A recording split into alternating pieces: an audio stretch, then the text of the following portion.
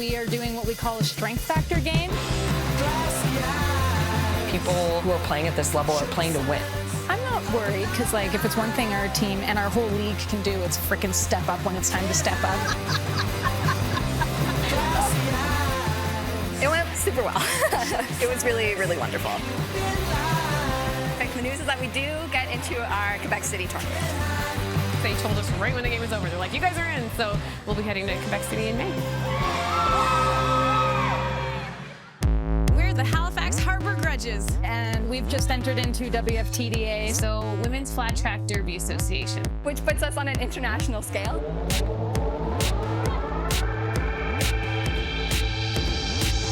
Even just like talking about it now, I'm like, fuck, I love this sport.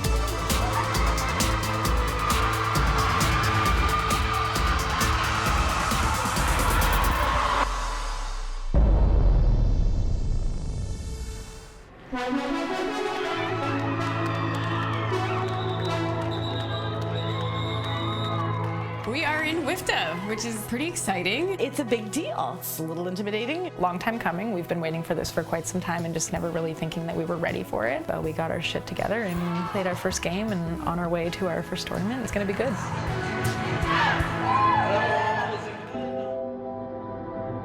We thought that the game in Edmundston would lead to the tournament in Quebec City, and it is, so we're going to that. But we also, in the midst of that, got offered a spot in another tournament in Maine, which is 3 weeks before the Quebec City tournament. So we all met up at my place to see if we could pull off both tournaments in just a few months' time. Whoa, Lindsay's house is different. We knew we needed to do it just for the experience and to be a bit more ready for Quebec. But the concern is always injuries and can people do 2 trips and can we actually pull this off that quickly? So we have committed to 2 tournaments. So the Coastal Chaos in Maine, April 26th, 27th, and 28th.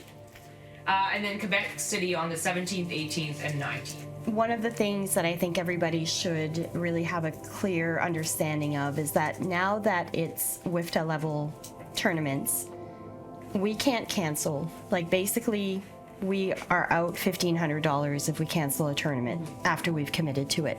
So when we say yes, we're going somewhere, we need everybody on board. We need all our players to be committed to making that happen. Financially, it's gonna be really hard. I'm not rich or even remotely comfortable right now, and so that's gonna be interesting, but I'm gonna make it work. I always do. But the opportunity to skate and go play against teams who we haven't played before, it's really exciting. For me, like, I'd rather play as many games as possible. I think every team that we play, we learn something new, we learn new strategies, we work better as a team, we start gelling better. For me, it's like, let's do all of the games all the time. Like, I want to do every single game. One of the things that would be great to have feedback from the team would be what kind of things should we be focusing on to prep for the tournament? I need consistency. Right. When things get changed, I just don't understand. Right. If I'm going to skate with people, I'd like to skate with those people that whole practice. I have a really hard time being switched with that. Right. But what if the goal is to be comfortable playing with other folks? Well, then I just won't feel well until one day maybe that I do. Okay. Because that is definitely like something that like is hard to control in a game. Oh, totally. Right? And so then like how do we prepare you to be able to feel good in that situation? I We guess can't is my feel good question. all the time. No. But like, is there ways that we can help prepare you so maybe it doesn't feel good, but you feel more prepared to be in that situation when it happens? I'm not saying you can't do that. Like, fucking do whatever you want if you're running a practice or if you're a captain and do the thing, and I'll do my darndest. I'm a person who works very well with consistency. Like that's where I need to be to feel comfortable and support it. And so in order for me to feel I'm going in with strength, I would need to be working with people who I have consistently worked with.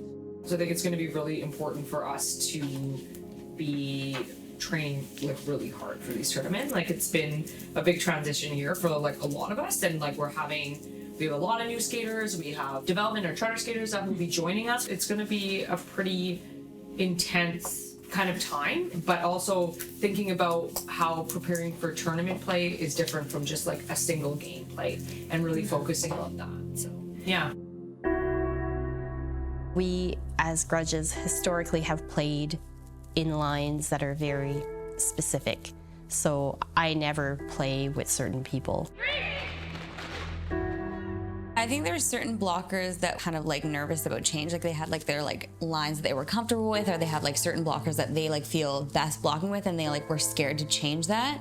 In terms of derby, when you get to practice with people, you don't need to talk to them as much on the line, so you kind of build this unspoken hive mind type of thing, which I feel like we didn't get a chance to develop very well. And there was some grumbling that like some people didn't want to, but like was like for the team, we need to be like the best that we can be. So we were definitely like trying new things and figuring out what would work the best. And I know that there was a lot of folks who did kind of struggle with the idea of this uncertainty. You could definitely sense like the blockers talking amongst themselves. We have some newer players coming with us, which is a little bit nerve-wracking when you're going into a tournament, the first tournament, really. Not only are we figuring out how to be in WIFTA and like create a space for ourselves, but we're in a giant rebuild this year. We just need to like work on that drill like 18 times with our line. Well, I was on the board for 2 years as the bout director. So basically I was running all the home games for 2 seasons. I did it again this home game just because the person who took over this year, something came up last minute and couldn't be there that day. So I ended up doing it this Saturday as a last minute fun thing. The few volunteers that we had helped out at the door selling tickets and selling our merch and selling 50-50 tickets and all those other tasks that have to happen actually during the game itself. Some people go into it wanting a competitive sport. Some people want just a community. And I think roller derby has little pockets for every person. Being a part of the roller derby community is such a unique sporting space because it's so community-led and grassroots organized, and like, you know, everybody has a role. You can't really just like float in and like show up for practice and be like, okay, peace out and I'm done practice. Like, you're a part of the league. Every travel team member is expected to participate in a meaningful way to the league, and that means not just your team responsibilities, but showing up for a bout that is totally unrelated to the Grudges, and NSOing or volunteering or running the ticket desk or whatever.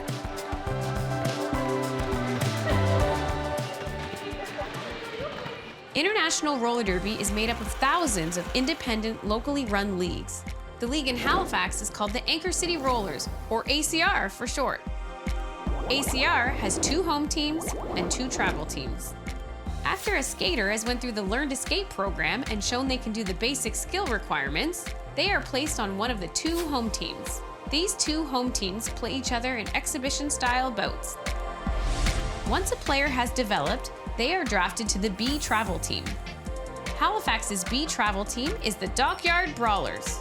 After a good season or 2 as a brawler, a player will get chartered to the Harbour Grudges, Halifax's A team. For 455 leagues around the world, now including Halifax, this is also their WFTDA ranked team. So I think the team is really well positioned right now. We've got some new developmental skaters. We have a few folks that are going to be coming along that haven't played, first of all, on the A team or like at a WFTDA level. Well, even if we don't think some of them are at the level where they might hit the track this year, having them skate with us, practice with us, be at our meetings, be at our social events, is going to develop them just as much as practicing with us. I am what is considered a chartered player for the Grudges. We started using the term development player, so someone who is maybe not at a complete Grudge level, not WFTDA ready proper, but they have the opportunity to develop and work towards that goal. So hopefully in the years to come, I could be a full Grudge. My name is Shannon Long. I am a game artist. My name is Zoom Zoom, and I'm number 60. I use she, her pronouns. My name is Kate. My derby name is Pillow Fight. I'm a non-binary queer person who likes to skate. I am an English teacher. My name is Needy. I'm a lawyer by profession. I'm Beth McGuire. My derby name is Beth from Above, and I use she, her, but they, them is fine. When I first started, I didn't take it seriously at all. I went into it just needing community and needing friendships. As time progressed, I really realized that it was something I really wanted, and it was a passion that I'd never really felt ever before. as an incoming charter right before the Maine tournament, it was just kind of like being outside of that process and then all of a sudden being in a situation, an atmosphere that did feel more pressure than I had anticipated. For me, being a charter on the Grudges, I felt like I was training for the next generation. Having the opportunity to be a WFTDA player was really intimidating. I felt like I had a lot to prove, and I don't know that I did the best job at it. So there was a lot of, questioning what I'm doing here, especially compared to some of the jammers that we had. You don't think that you're really going to play. You have to fight even harder to get that place to play. If they put you out for one jam, like if it doesn't go well, then they won't do it for the next one. I can't afford to have an off day. I can't afford to not give it 100% because that opportunity might be taken away from me. Just this week, we had a fundraiser at the Red Stag Tavern. It was a trivia night. It was a bit of a risk for a fundraiser to actually have to put some costs out, so we needed to make sure we had enough people attending the event, which is hard. We don't often do attendance-based fundraisers because they are so risky.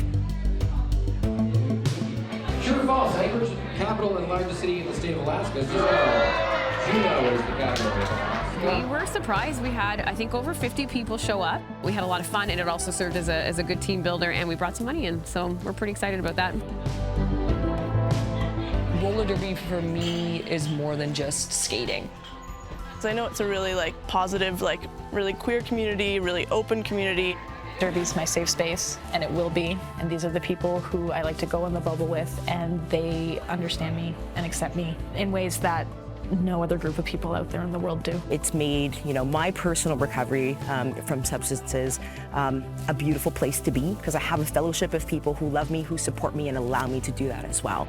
I do struggle with anxiety and depression, and derby has been something that's balanced my mood so much. Derby was always there to help me be an actual human being, and with older adults to help me get there.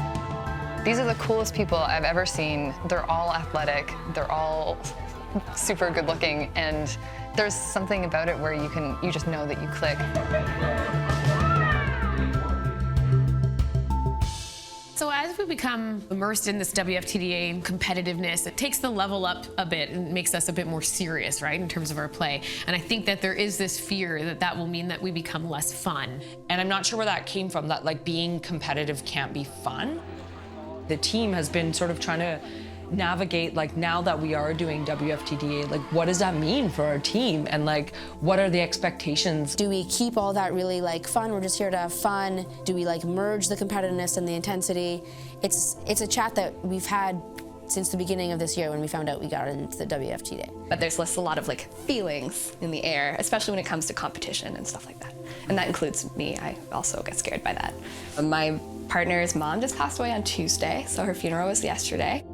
The past couple of practices have not really felt that good for a lot of different reasons, but my head's just not in it. So every time something does not go the way I want it, and we're pushing ourselves to do some new scales, new drills, things like that, I've been feeling it a little bit more personally. The past team meeting was not that great for me. I did not feel awesome, mainly because I got spooked by the conversations about competition, and I mentioned the imposter syndrome that fills me right to my brim has definitely been there to tell me that I'm not actually supposed to be there, which I know is not true. Once we do the first tournament, I think I'll be oh, okay, it's just normal, super fun derby. I need the actual sport hormones to kick in and tell me that everything's fine, and then I'll be good. But I just need that one thing to happen.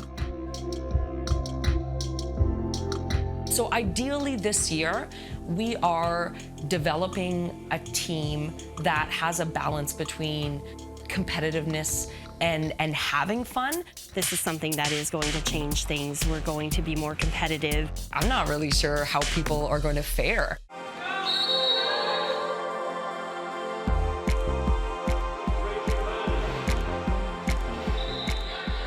If you look at derby from the early 2000s to now, it's a totally different ballgame. The sport has changed a lot in the way that the blocking has become so much better. So the jammers then have had to become so much better. The offense, the strategy, like, you know, it's all evolved. It used to be all like backwards blocking, booty blocking. And then you introduce the brace, right? And that like changed the whole nature of the sport. You'll watch like WFTDA high-level derby where there's like 2-minute jams and the jammers aren't getting out. The blocker's main role is to stop the opposing jammer from passing. Usually, 3 blockers play defense. The 4th blocker is the pivot. Together, the 4 blockers form the pack. The common strategy is to form a triangle with one player, the brace, skating backward and positioning the blockers. One blocker often stays ahead to play offense, helping their own jammer by clearing space for them to get through.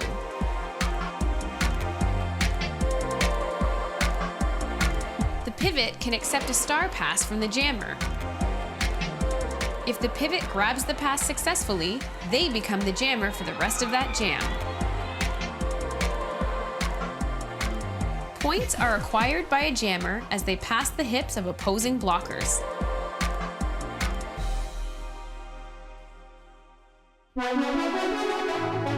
We are standing outside of our practice space. We are 2 weeks out from heading to Maine. We often practice together because we have limited space that we can get and limited times that we can get. So we have like, I think, a 4-hour chunk where we go from having our new skaters overlapping with intermediate skaters and then intermediate with our seasoned skaters. So we try to maximize the space that we have with the time that we have it. One of the challenges with our league going WIFTA and the Grudges being a WIFTA team now is that the whole league also kind of has to become more competitive. And I think sometimes that means that we're spreading ourselves too thin, trying to be so inclusive to all skill levels, which we want to do, but we can't give the same amount of time and effort to all of that in the spaces that we have with the restrictions that we have. Coming from Ottawa, we always had like a designated travel team practice where the A team exclusively was practicing and working together. Like in Halifax, there's not like space and there wasn't a designated time for that. And so I had found that a little bit challenging. You know, we're trying to like practice the travel team or the A team stuff, but then we're, you know, also like focused on all these other parts of the league and including people and making sure people don't feel left out. And you're like, we just need to like work on that drill like 18 times with our line. I see the jammer, they're coming in, they're going in. So we're gonna try that 2 people, and we're gonna start slow. Just get yourself used to that terrain. We actually have 3 captains for the Grudges this year. Myself, I'm a captain, Katrin, and Tina. We had a chat, the 3 of us, and basically said, you know what? Why don't we lead together? Because Katrin is newer, she doesn't have the ACR background. Erica and I have never been captains before, but we'd like to support somebody new. It's definitely a different captain role than I'm familiar with as well, because it's not only a captain role, it's more of a captain coach role as well, because there's a lot of decision making, and that's really challenging too, I find, and making decisions about like who's gonna play on what line, enforcing attendance requirements. As captains, like, we struggled a bit this year to like navigate all of the feelings around who gets to play, who, like, that took up a ton of energy and time. We've had a lot of team meetings and really talked about and had some hard conversations about track time. And about that it's gonna be based on performance. Oh, it's so hard to be on the bench and watching your friends do amazing things. And it's hard in the sense of because you want to be there. You want to be literally on the track with them. Everybody plays a role, no matter how much track time they get. The captains were very clear at the beginning of the season that this was a high-level competition. If I'm not the person to play, I very much understand that. I definitely believe our team needs to make the decisions to win. We had to kind of like make some decisions about who to put in, how do we give people the chance to play and be fair, but always like, you know, trying to keep in mind that we're a competitive team. We are currently at Narden's house, waiting for Tina to come in the van with some more folks so we can load up and head on our way to Maine. I'm going to be coaching the team this weekend because I broke my leg 4 months ago and I'm still not recovered enough to skate. Like, I think the WFTDA thing has made people a bit more serious about their training and about their commitment to practices, about their commitment to, like, not partying the whole weekend, because that's not what we're going for. We're spending more money, we're traveling further. So I think people are taking it a bit more seriously, more than I've ever seen before, which is kind of nice.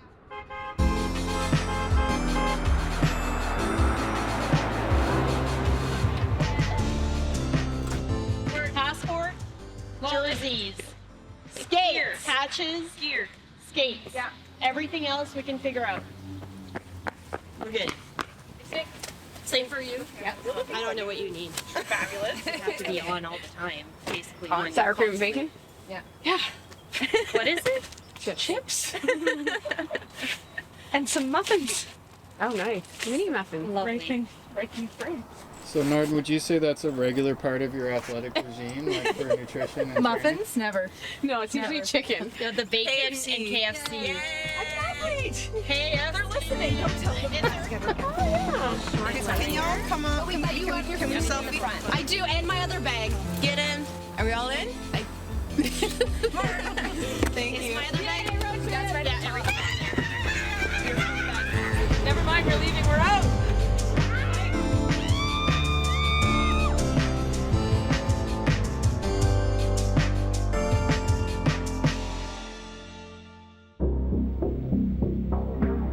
I think everybody was pretty excited about being at our first tournament. We went to bed early and made sure that we were well rested.